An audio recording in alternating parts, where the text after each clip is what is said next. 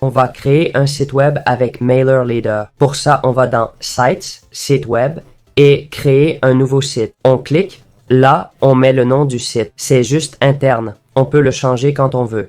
Ensuite, on choisit le type site web car on veut un site web. Pour une landing page, il y a une vidéo sur la chaîne. On sauvegarde et on continue. Après, on choisit le groupe d'abonnés. C'est là qu'iront les infos des abonnés à la newsletter de ce site. On peut créer un nouveau groupe ou en choisir un existant. On continue et MailerLite nous montre des templates pour créer notre site.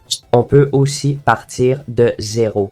On choisit le template qu'on préfère. Moi, j'aime celui-là. On pourrait le sélectionner ou le prévisualiser pour voir s'il nous intéresse. Et ici, on aurait déjà un aperçu de ce à quoi ressemblerait ce site web. Pas encore avec le design final, bien sûr, mais on peut l'éditer comme on veut. Comme vous voyez, on a différentes sections comme les blocs, les pages ou les paramètres. On a la page d'accueil, la page à propos.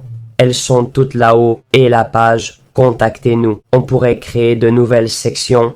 On clique sur Créer nouveau.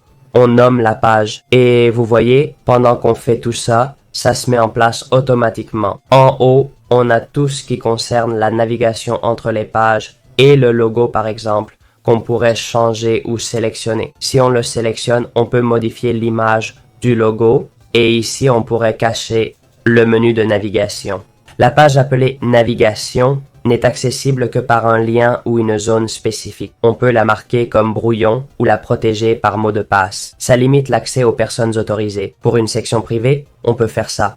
Enfin, on clique sur Enregistrer pour créer la galerie. Comme il n'y a pas de design prédéfini dans le modèle, on doit tout créer de zéro. C'est simple et personnalisable. On peut modifier n'importe quel texte, le mettre en gras, ajouter des emojis, des liens, changer les photos. On a déjà un modèle de base. Si vous avez déjà fait un site, vous connaissez. On peut aussi ajouter du texte, des images, des séparateurs pour l'embellir. Les estimations de score, ce qui nous intéresse le plus, puis la section configuration où on peut changer la mise en page, soit pleine largeur ou en conteneur, même la transparence, et ajouter des animations si on veut, comme disparaître ou zoomer. Ça dépend un peu de nous, bien sûr. On peut changer les polices, la typographie qu'on veut utiliser. C'est à vous de tout personnaliser. Après ça, vous pouvez avoir un aperçu du site web pour voir si le design final vous plaît. Voici l'aperçu. C'est comme ça que vous le verriez sur ordinateur et sur mobile. C'est bien car MailerLite fait le design responsive. Si ça vous plaît, vous pouvez l'enregistrer comme brouillon.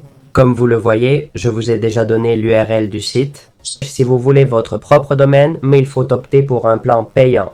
Avec ça, vous pouvez avoir votre domaine, changer le favicon, faire du SEO, partager sur les réseaux et même utiliser Google Analytics. Si ça vous intéresse et que vous êtes plus avancé, utilisez cet outil pour créer votre site. Une fois fini, cliquez sur Enregistrer et continuer. Il suffit de publier la page et c'est fait. Bien sûr, vous pouvez toujours modifier le design ou ajouter des infos plus tard. Voilà comment créer votre site avec MailerLite pour booster vos campagnes marketing et pourquoi pas y ajouter une newsletter.